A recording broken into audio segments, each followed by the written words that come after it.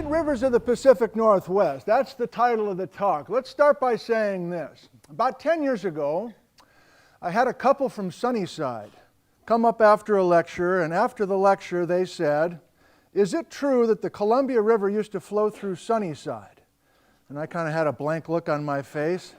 And I'm like, "Oh, I've never heard, don't you mean the Yakima River?" And they're like, "No, the Columbia River." Did we stutter? It's like, I said, "I have no idea what you're talking about. Sounds interesting, but I've never heard that. I'll look into it." 3 years later, I'm up on Saddle Mountains. You know where those are? We're south of Vantage. We're north of Mattawa. I'm in a pickup truck with a couple of guys from Yakima. They're in the rock club there, and they've offered to take me out and show me where they find petrified logs up on the top of Saddle Mountains. So we're bouncing along in this truck. We're climbing up the south flank of Saddle Mountains. We're getting close to the top, and the Columbia River's down below us, more than 1,000 feet below us. Desert ridge, sagebrush, and the guy just stops, throws the truck into park, kills the engine. He says, "I want to show you something." So we go out and walk, and I figure we're going to go find some petrified wood. And I quickly realize there's a bunch of river rocks at the top of the Saddle Mountains, more than 1,000 feet above the Columbia River. They're beautiful, rounded river rocks laying loose on the ground. And this guy turns to me and says, "How'd these rocks get up here?"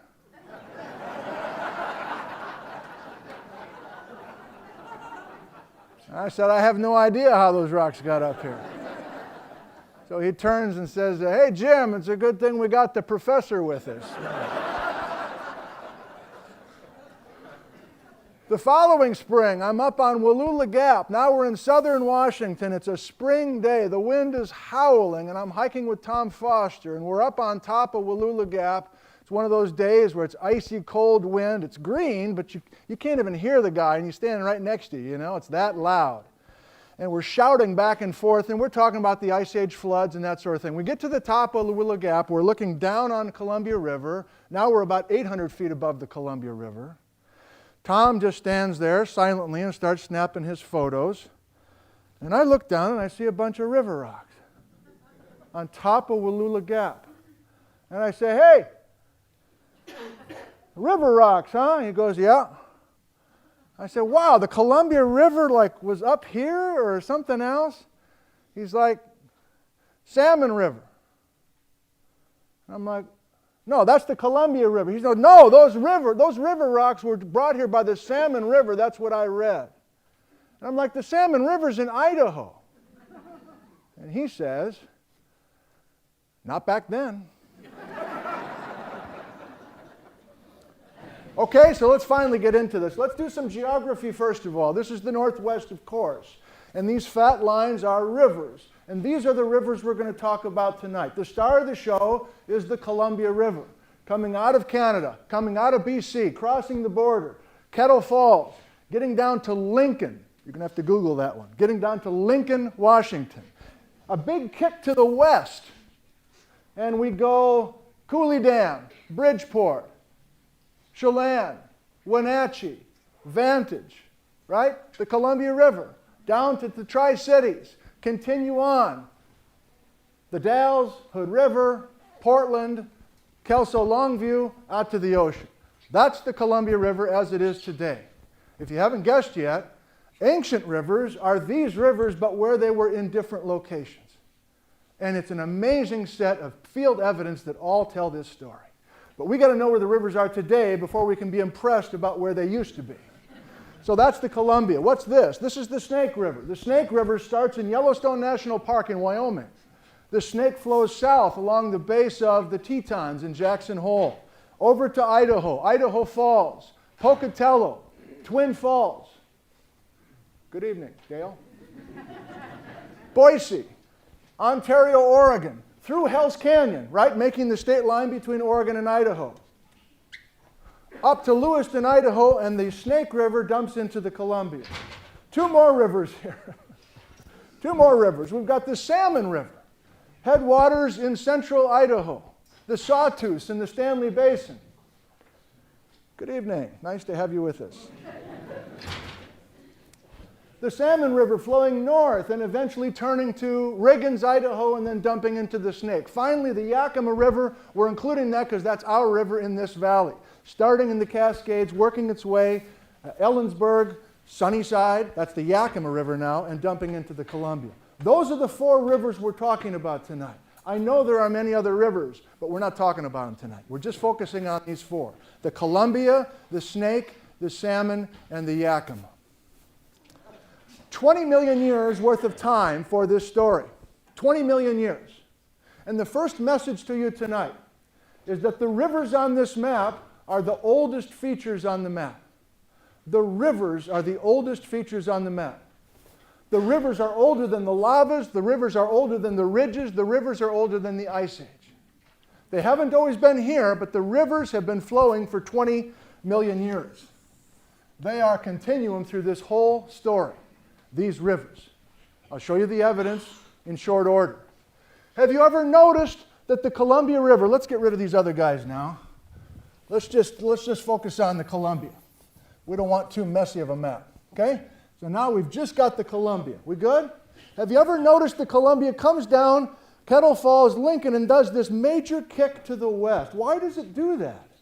Doesn't it seem more logical that the Columbia River originally, doesn't it seem more likely that that Columbia River, let that person in please. We've got this river going straight, a straight shot from Lincoln down to Wallula.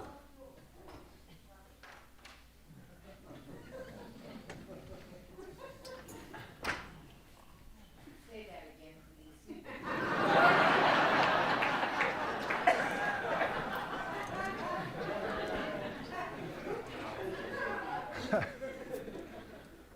A major assumption, and it's difficult to prove because of these lavas that are going to bury everything, but a major assumption is that this Columbia had a straight shot originally. And something caused the Columbia River to kick to the west as it does today. What do you suppose caused that river to kick to the west?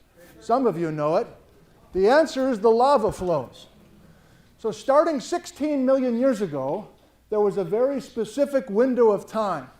Between 16 and 15.6 million years ago, that's a 400,000 year stretch, we had the main phase of the Columbia River lavas coming out of cracks that, if you were with us last week, look like this. Deep cracks opened up. 90% of the total volume of this basaltic lava, this orange runny lava, came out of these cracks and flowed. And the outline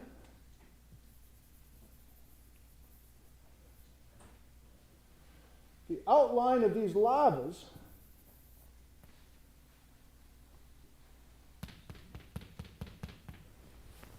is the reason that our Columbia River is kicking to the west. This stretch of the Columbia River between Lincoln, Washington and Wenatchee, Washington is basically where the Columbia River has been pushed. And it's still there today. This is like a gutter. This is like a moat around these flood basalt lavas. And when you look at a geologic map, south of the river, up here, it's all basalt, and north of the river, there's no basalt. There's a one-to-one correlation between the flood basalt's main phase and this position of the river. And if you're looking for a sexy topic to share with your friends tomorrow, at this time, the Columbia River was pushed so far up against the Cascades that during this time, let's pick 15.8 if you like, if you want a number. 15.8 million years ago, the Columbia River flowed west of Ellensburg. Not east. Where's the Columbia River today? 30 miles to the east at Vantage. West, it flowed over by Clearwater. We're sure of this. I haven't shown you any evidence yet, but I'm hoping you can absorb the basic parts of this story. So, I'm just trying to give you the broad strokes. After the main phase of the lavas cool, and there's so much weight with these lavas that they depress the crust. They load the crust and cause this portion of Washington to sink. And so the portion of the Columbia River that is south of Wenatchee, let's put Wenatchee on here. Wenatchee is right here. The Columbia River south of Wenatchee starts to shift. starts to shift east of Ellensburg, about Whiskey Dick. Starts to go further to the east, gets over to Vantage. But the idea is the river keeps working its way over the next couple of millions of years into the central part of the Columbia Basin, mainly because that's the low spot. That's where these lavas have depressed the crust the most. This is lava that's in total stack 3 miles thick in the middle. So we're lowering the crust, water's going to run to the middle. At this time, we have our friends the salmon and the snake working their way towards the Columbia Basin. But another major message I have for you tonight is that the Snake River doesn't come close to Washington until very recently. The Snake River does not come into Washington until recently. I'll show you how recently in just a second. Instead, it's the Salmon River that is coming basically through the area that we now have the Snake. That's why Foster was saying Salmon River on Wallula Gap's green spring day, shouting into the wind. Now, there's a couple other factors here. Starting about 13 million years ago, we have ridges starting to develop. We know the ridges here in central Washington. You go south, you have Menashtash Ridge, Umtanum Ridge, Horseheaven Hills, Toppenish Ridge, blah, blah, blah. There are all these 1,000-foot high ridges made out of basalt, and those ridges formed right through here. There's the timing. The ridges come after the lavas, and the ridges come long after the rivers. And so in some cases, the Yakima River, for instance, the Yakima River is stubborn. It says, I'm not moving. You can rise all you want. You can knuckle up all you want. I'm not moving, says the Yakima River. But the Columbia River says, I can't hack it. These ridges are growing too high. I'm going to swing to the east and get out of this ridged area. So that's another reason we keep having the Columbia River shift progressively to the east. My final message with this broad strokes story, and then I'll show you the evidence. I'm kind of doing it backwards, right? Normally we look at the evidence as scientists, and then we draw our conclusions. We're doing the opposite. We all know what the Ice Age was. It was a cold time. You needed a sweater. And there was a lot of ice. And there was a major ice sheet coming down from Canada, and that ice sheet did detour the Columbia River in places. We'll look at a couple maps showing that. But the main message is, around the Ice Age time, over the last 3 million years, there is dramatically renewed uplift all across the Pacific Northwest. We're still trying to figure out why this is. But in the Cascades, in the Blue Mountains, in the mountains of Central Oregon, everybody is rising rapidly over the last 3 million years. Who cares? Here's why you should care. We're going to make Hell's Canyon in 3 million years. And we are going to have the Snake River stop doing its shortcut over the Blue Mountains. Now that the Blue Mountains are rising, we're going to have the Snake River cut Hell's Canyon, one of the deepest gorges in North America, in a short amount of time. That's worth a whole separate lecture, and I don't have much of that figured out. But my main message is the Hell's Canyon is deep, but it's not old. The Hell's Canyon is younger by far than the Yakima River Canyon. But it's just a case of massive uplift of the Blue Mountains, lifting those lavas more than 9,000 feet above sea level and cutting this as well. So this is getting our modern scene of the Snake River coming into Washington, really for the first time, starting roughly 3 million years ago. Okay, I don't know how you're feeling about any of this.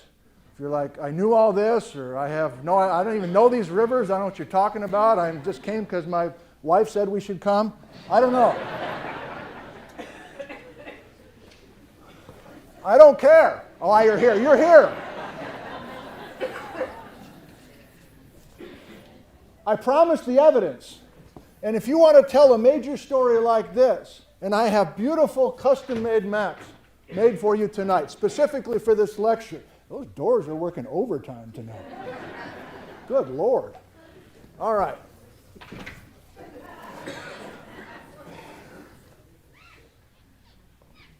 I promised the evidence. And if you want to tell a good story and convince a lot of people that this is actually true, you better have more than one kind of evidence. Ideally, you have at least 3 different kinds of evidence all pointing to the same conclusion. And we've got that here. I hope you like this. Field evidence. Let's make a list and let's plot it on the map. Even if you didn't follow all the geographic details, I know some of us are not map lovers. You don't think map-wise. Some of us do, of course. Let's just look at the evidence. The first piece of evidence is something called a river cobble. A river cobble, plural. Jim Briggs brought in some river cobbles from a field trip that we did in November. This is what river rocks look like in our neck of the woods, right? Our rivers are beautiful. They're clear. They run fast. And if you reach down to the bottom of a river and you pull up rocks, they look like this, right? They're about the size and shape of baked potatoes. They're beautiful and they're polished. And they're evidence that a river was there. Why? Because you go right into the river and you pick these things out. These are rocks that were originally angular and they got tumbled. Their corners got knocked off and they got smoothed and polished the farther they traveled. Okay, fine. You probably figured we were going to deal with some river cobbles here. Here's the cool part. Let's call these river rocks potatoes. My wife is from Idaho. They call them spuds in Idaho, so let's call them spuds. If we mention spuds, we're talking about these river rocks. I got one more food analogy. Trail of breadcrumbs. Let me show you what I mean. Eastern Washington's a desert. You can see the geology without having to fight through a bunch of grass and trees and overpasses and everything else. Houses, subdivisions. It's right out there for you to look at. And there are trails of breadcrumbs. If you're thoroughly wide awake and you are looking on the ground, like those first 3 stories I talked about, they're right there on the ground. These river rocks, these potatoes, these spuds. This trail of breadcrumbs, of spuds, are typically river rocks that are dark colored. This trail of breadcrumbs are river rocks, spuds, that are golden color, a beautiful golden color. These river rocks are a distinct maroon or a deep red color. How are we going to do this? How are we going to use this? How can we make any comment about colors of river rocks? This sounds like a first grade project. Here's how it works. The gold river rocks are quartzite. Quartzite, Precambrian, super old quartzite. Where do you find quartzite in the ground? Where do you find bedrock of quartzite? You don't find it in the Cascades. There's no quartzite in the Cascades. There's no quartzite in southern Washington. It's all lava rock. The main place you find quartzite in the mountains, in the ridges, this beautiful gold quartzite, it's called the Addy quartzite, is in northeast Washington. Go up to Colville or Chewelah. Hell, you go to Chewelah, they got the Quartzite Brewing Company right in town. There's Quartzite Mountain right up above Chewelah. That's ground zero for the source of this gold quartzite. The beautiful part is the Columbia River, if you haven't figured this out already, are you a couple steps ahead of me? I hope you are. The Columbia River is coming through this area, picking up quartzite blocks, rounding them, and then dropping them down like a string of pearls. That would be another one we could put here. Trail of breadcrumbs, string of pearls, baked potatoes. You got it? The rivers are gone. The water is gone, but these river rocks are laid out in this beautiful trail. And you want to follow them to document that the Columbia River used to be there. And you go, that sounds kind of weak. Just a bunch of quartzite cobbles. Well, again, you can't find quartzite any place in the Northwest except from where the Columbia River is coming from. Let me give you another example. Less impressive. The Yakima River's rocks are dark colored. They're not as good looking. They're not those beautiful golds. They're dark volcanic rocks and metamorphic rocks, and they're coming from the Cascades. So the dark rocks, as I'll show you with the video clips and the photos, are from the Cascades. They say Yakima River. Where I was with Foster, up on Wallula Gap, those were a beautiful red. Those spuds were a beautiful red. And you'd follow the breadcrumbs of Red River rocks, and you're going into a different area. and you're going into the Seven Devils Mountains of Idaho, just on the Idaho side of Hell's Canyon. It's a distinctive rhyolite. It's a fingerprint for that river. To review, you want to prove that the Columbia River flowed through your county? Look for gold river rocks. How about the Salmon River? Look for red river rocks. How about the Yakima? Look for dark river rocks. Now that's pretty compelling, and I'll show you the visuals that will make this work. But I got two more pieces of evidence for you. And by the way, I hope it's clear. I'm a teacher. I haven't done any of this research. I always say this with every one of these talks. This is more than 100 years of old-fashioned geology on foot. And maps and reports and maps and reports, and they're stuck on a shelf and nobody sees them. So if I have the time, I sit down, I read all those things, and I try to put a story together. And this is one of those stories. None of my work.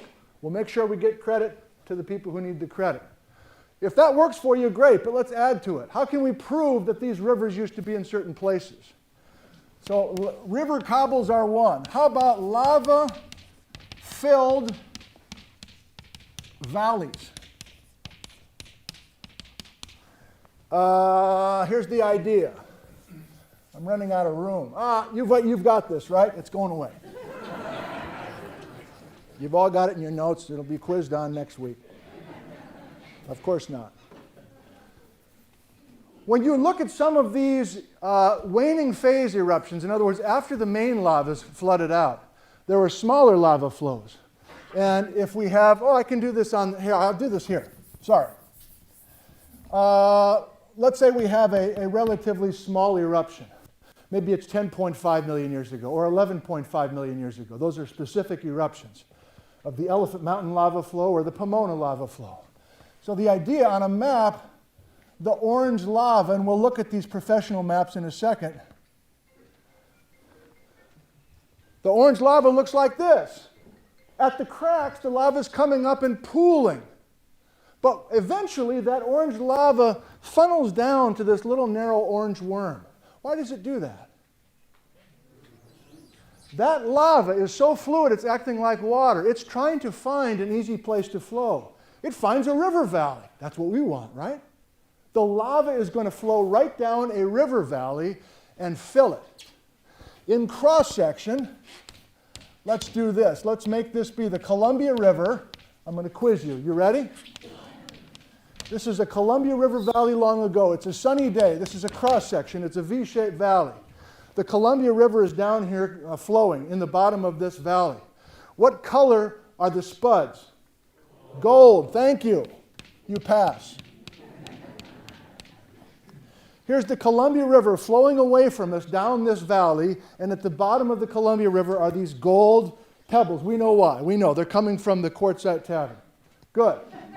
Now, this lava flow is going to flow over central Washington. It's going to find our river valley, and the lava flow in cross-section is going to fill that valley. The river water's gone. It flashes to steam. It's out of there. We're going to bury our gold spuds underneath this basalt river. And eventually this is going to harden to basalt rock, confined to this valley, lava-filled valley. You got it? Now here's the really cool part. Wait a few million years. Have erosion start working on this area. Commonly, the lava-filled valley is more resistant to erosion than the areas nearby.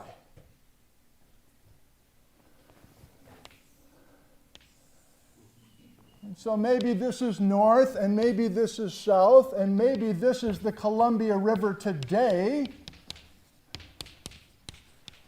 And maybe this is, I don't know, Interstate 84 driving to Portland, down the Columbia River Gorge. Can you picture this? You're on the freeway, you're on the Oregon side, you're driving west, north is on your right. You got it? There's the Columbia River today. Where was the Columbia River? The age of this lava is 14.8 million years old. Where was the Columbia River 14.8 million years ago? It was right here. You're like, no, the river wasn't flowing on top of the ridge. 14.8 million years ago, this was the valley. Everything else was higher. But now we've inverted the topography. What was the valley is now the ridge, and what was the ridge is now the valley. Do you see how this works now? By the way, if you visit the Vista House overlooking the Columbia River, that's the precise situation. The Vista House overlooking the Columbia River is built on one of our lava-filled valleys. So that's a completely different piece of field evidence, isn't it? Say that again.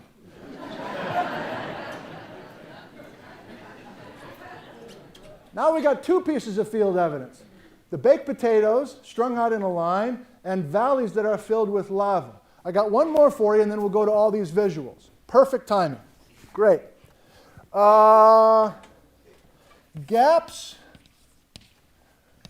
in ridges.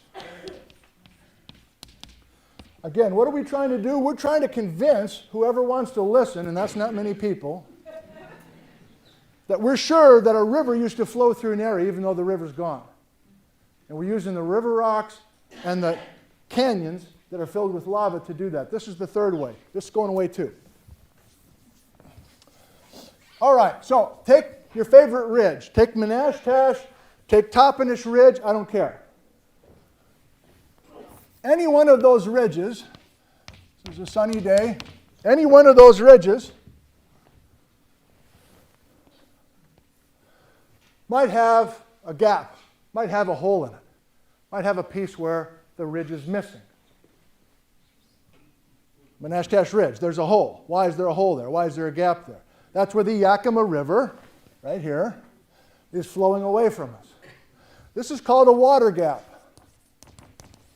It's a ridge with a gap in it, and we call that gap a water gap. Why? It's just like it sounds. There's water flowing through the gap.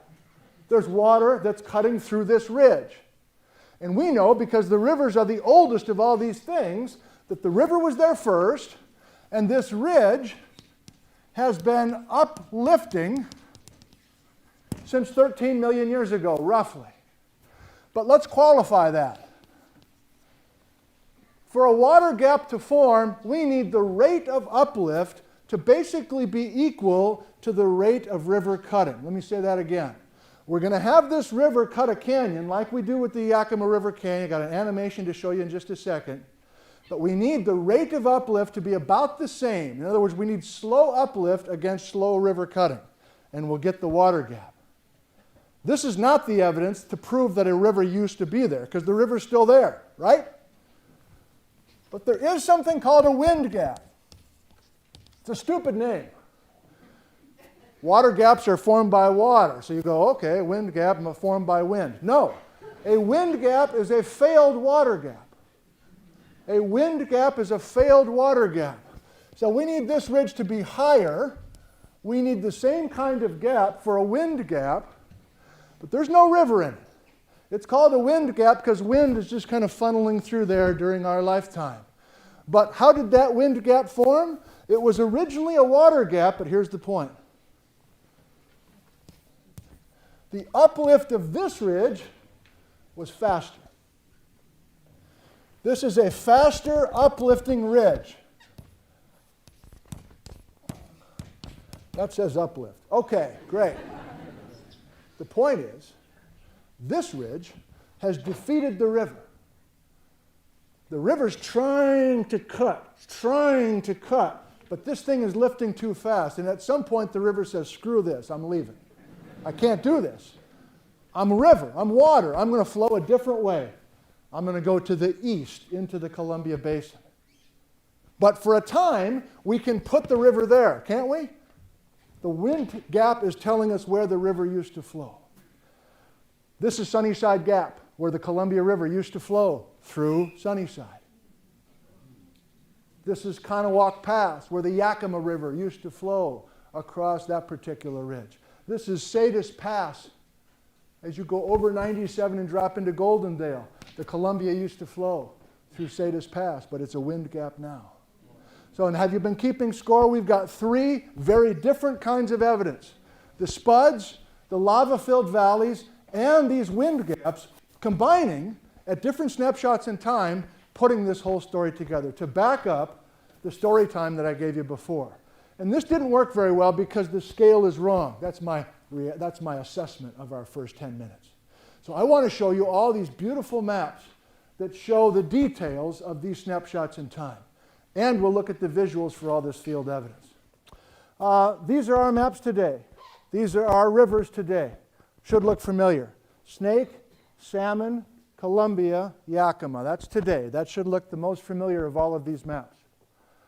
And in Washington, here is our river, Kettle Falls, Lincoln, the Kick West, we now know why, Chelan, Wenatchee, Vantage, and eventually get ourselves down to the Tri-Cities and Wallula Gap. But remember, we are proposing, and this is not my idea, this is not somebody else's idea, this goes back to Bailey Willis, who's a famous geology back in the 1890s, who proposed that originally the Columbia River perhaps flowed halfway between Moses Lake and Ritzville. What's that? Schrag Rest Area, I guess. All right. Okay, so let's burn through these maps, each of them carefully made with loving care by Jennifer Hackett, who lives in Valley. And I'll try to make these maps available to you somehow if you really want to study these carefully. We don't have time to pause that long. But here's a proposal, can't prove it, but a proposal for our river pattern 17 million years ago, before the ridges, before the lava, before the Ice Age. Columbia River and the Yakima and the Wenatchee and the Chelan River, quote unquote, coming in. Now, what do? 15.8 million years ago, we kicked the Columbia basically up against the foot of the Cascades. And this is the short window where we have the Columbia River coming through Indian John Rest Area. We had the Columbia River almost making it to Cle Elum. We have the Columbia River on the backside of Mount Adams. We got the Columbia River not even getting to Hood River, angling down this way. But pretty quickly after that, we've got also, for the first time, the salmon, not the snake. I know this looks like the snake today, doesn't it? But this is the path of the salmon. The snake is down here doing a shortcut across the Blues Mountains, which don't exist yet. Now, 15.6, which is at the end of this main phase of the lavas, the Columbia has already shifted over to Vantage. Because why? The subsidence has begun. The land is sinking, and if we're downstream of Wenatchee, we got this Columbia starting to creep its way back to the east. This still looks about the same. 14.2. Now the Columbia is kicking back west just a bit. I wonder why. Look at this kink in the Salmon River here down by Pasco. I wonder why. I'll show you some maps to explain that. But we'll just keep rolling through. 11.5 million years ago, 10.5 million years ago. Again, it's Salmon River, Columbia River, dominating the scene. Still the salmon. 8.5 million years ago, we still have the salmon coming through Wallula Gap. That's Tom Foster country when we were up howling in the wind. Even 5 million years ago, I know that sounds like a long time ago, but for us, we're getting close to now. We still have the Salmon River up here. We don't have Hell's Canyon, we don't have the Snake into our state. But if we jump to 15,000 years ago, very recent geologically, now we're late in the Ice Age, let's slow down and take a look. Now we have the Snake River, have cut the Hell's Canyon. Now we have the salmon coming in from Riggins. And look at the Columbia. There's no Columbia at Chelan. There's no Columbia River at Wenatchee or even Vantage. This is Ice Age time. And we have a glacier here that's diverting the Columbia River from Cooley Dam over Dry Falls. I repeat, the Columbia River coming over Dry Falls, not the Ice Age floods. The Columbia River, Moses Lake, get to the face of Saddle Mountains, flow down Crab Creek, Beverly, hang a left, and then follow the Columbia to the ocean. And here we are today. I don't know how you feel about these maps, but we're going to make another run at it and put some lava in. I want to make sure the credit goes to Steve Rydell, a geologist who spent almost 50 years on foot putting this story together, and his colleagues. We talked about him last week as well. So you do this basalt lava study and these river cobble studies pretty much all at the same set of projects, and you'll see why momentarily. And again, I've got copies of both of these up on the stage if you want to take a peek. Steve has compiled a bunch of his newspaper columns from the Tri-City Herald, which of course are written for a general audience, and you might enjoy those. Okay, back to the story. Here's all our flood lavas. You see what I mean? We kind of kick the river west when we get to the northern edge of the syrup that has been spilled over eastern Washington. Here's that German chocolate cake, more than 3 miles thick beneath Pasco. Here's the map that we looked at last week. The thickest part of this volcanic stack is in the middle, and that's where the lavas are thickest, and that's where the rivers are eventually trying to get to. The Columbia Basin is a basin for a reason. That's the low spot. Now, if you go to the Grand Ronde River, one of my favorite new areas of Washington, you can see many of these lava layers stacked one on top of another. And that Grand Ronde River is phonogenic, and there's hardly anybody down there, and it's extreme southeast corner of Washington. I highly suggest you can drive down all this spot. Some of this is dirt roads, but you don't need a fancy vehicle at all. Now, if we start 17 million years ago, the lavas in Oregon are not a part of our story tonight, so let's skip it. Let's skip it. We're spilling syrup. The lavas are coming over. We don't care. We don't care. We don't care. We don't care. Oh, but we care here. This is the main phase when 90% of the lavas came out of the ground. Here are the cracks that the lava came out of. And look at how much of the Northwest is buried in thick lava. That's the time that we pushed the Columbia to the margin of this field. This is dark, but hopefully you can see some orange lava coming up during the main phase. When that orange lava gets to the surface, it flows laterally in sheets of orange lava. And eventually this cools and becomes one of the many, of the 300 separate basalt layers. This is overlooking, in a helicopter, active eruptions of fissure-style basalt in Iceland just a few years ago. This is what it looked like near Ritzville. This is what it looked like outside of Calotis. You take your favorite little remote town in eastern Washington, and this was the scene at some time in the past. That's what's recorded in these giant lava flows, these great lava flows of the West. And every time we have an eruption, the heat goes away, the lava cools off, we have a featureless, lunar-like landscape. We wait maybe thousands of years, maybe even tens of thousands of years before the next eruption. But those eruptions are important because they're going to start to detour and make the kinks in the rivers that I was talking about earlier. So here's the eruption of the Ginkgo lava. Here's the eruption out of the crack for the Rosa flow flowing down to the Dalles. Here's the Priest Rapids flow. And now, please, notice, oh boy, we're getting pretty narrow. We're getting really narrow. It's a narrow orange worm, a lava-filled valley. Here's the Vista House. This is the Priest Rapids lava flow. This is exactly, underneath this parking lot is where the Columbia River was 14.8 million years ago, a lava-filled valley. This is the Columbia River today. It's that direct, it's that specific. And when you look at these cliffs, some of them are these lava-filled valleys. This is a geologic diagram from Portland, and we have 3 different orange worms, 3 different canyons that were filled with lava. So we can put the Columbia at 3 specific places at 3 specific times. That's the level of detail we're getting to. Now this looks like a generic spot. You hike someplace in a coulee and you see a bunch of lava. But does this lava look different to you than this? It does to me. This is a valley. This is a paleo valley. This is lava that came down this little valley.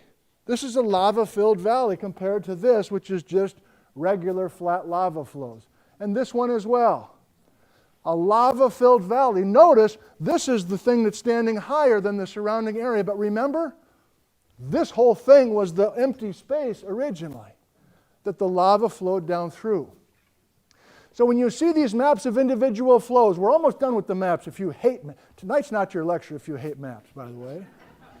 Look at how skinny these guys are. They're following the Salmon River at 13.3, at 13.2. Crack, that's the source over by Orondo, Idaho.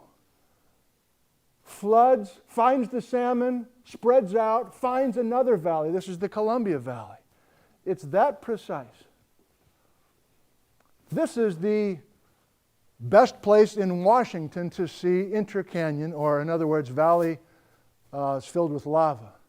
This is in Devil's Canyon, just south of Calotis, near this present-day Snake River. We have 3 separate worms of orange lava. So this was a valley that received 3 different batches of lava at 3 different times. And they've all been mapped out and worked by Steve and his friends. You can drive right by it. I forget the route, but you're leaving from one of those dams on the Snake up to Calotes. Great. Over by Lewiston, another lava-filled valley. This is Swallow's Nest Rock. This is the Elephant Mountain flow that was confined to that valley. I think we've got enough of this. Oh, we're going to combine the two very quickly. I'm going to shut up now and just let you look. We've got lava and the rivers both in the same maps. Can you pick out the blue ribbons? May be difficult to see from where you're sitting.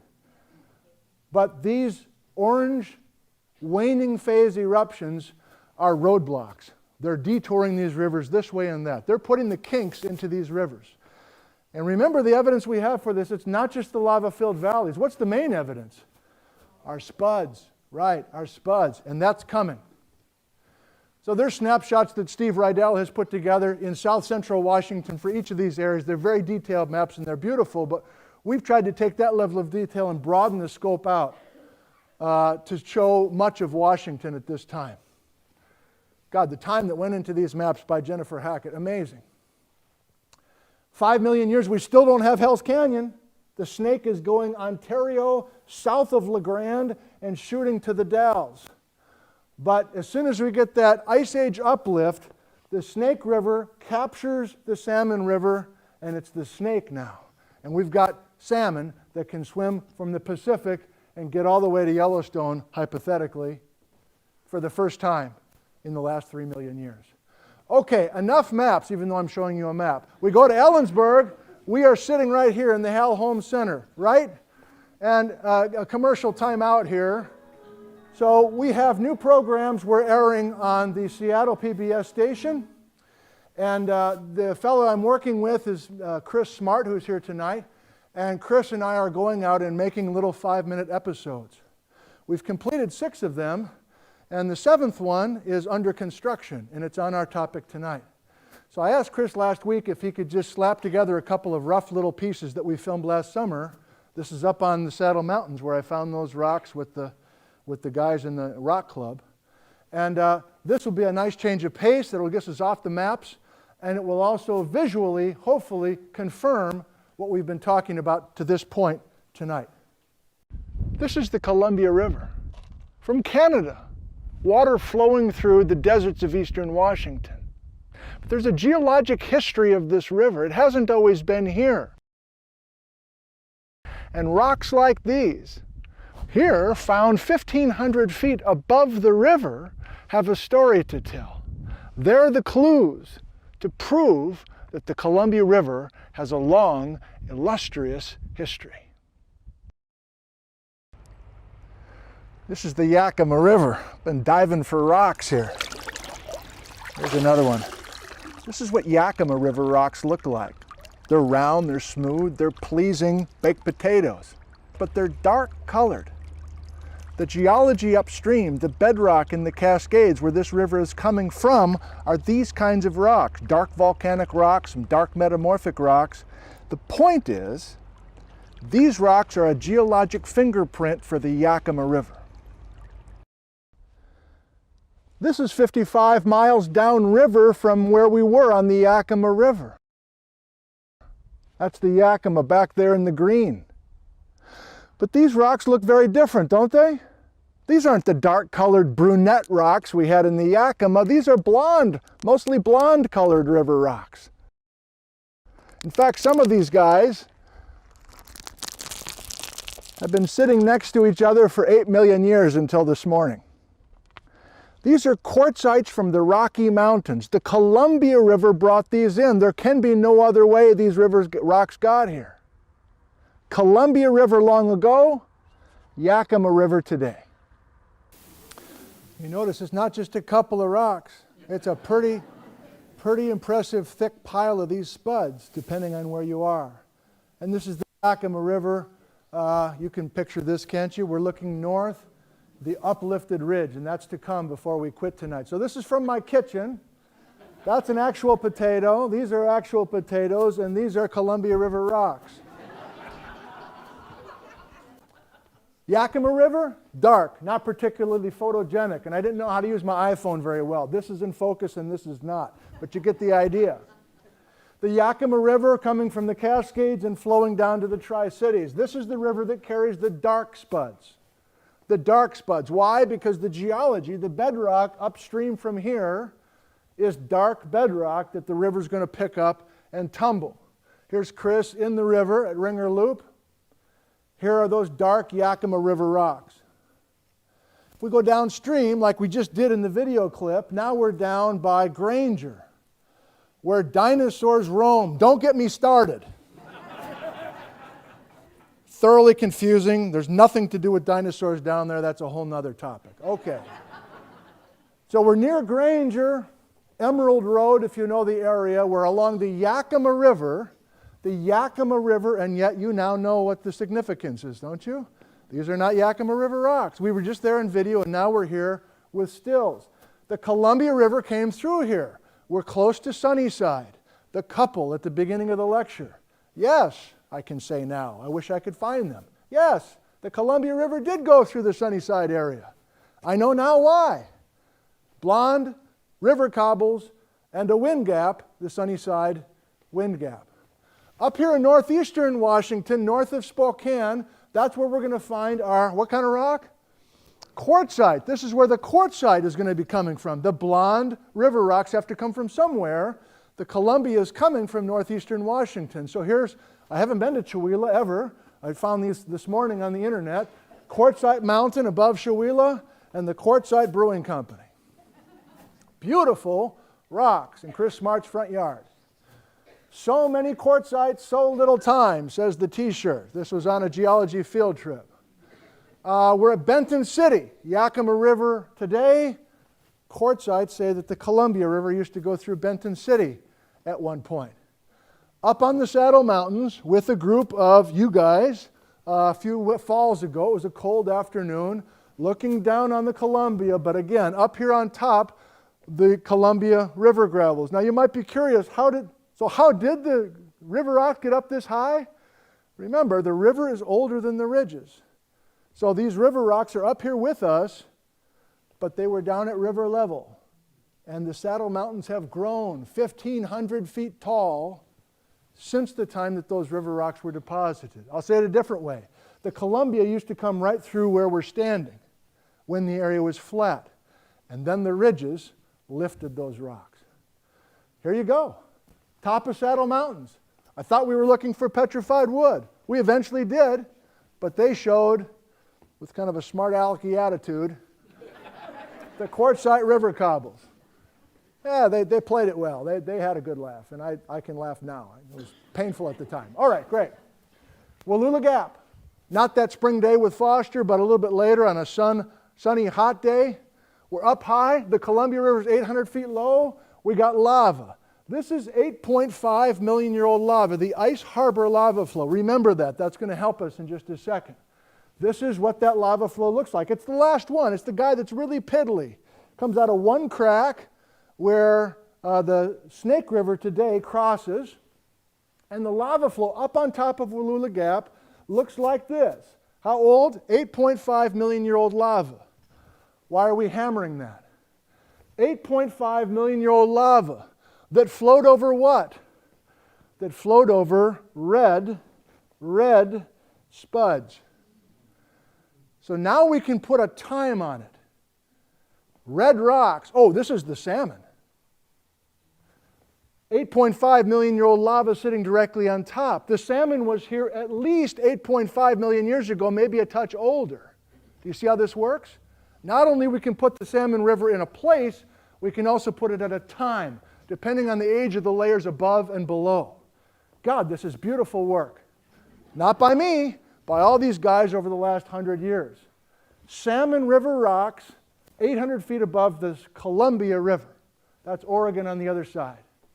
And so if we want to go, like I did past summer, I went on a week-long field trip with some geologists. We spent time in Hell's Canyon and went up the Salmon as well for other reasons. I just happen to be interested in this river story. This is going up the Salmon River. And if you get past Riggins and climb way, way, way, way, way, way up above Riggins, Idaho, you're in the Seven Devils Mountains. Red rhyolite, the source of the red rocks. So these are red Salmon River gravels. Idaho red potatoes. It actually works, right?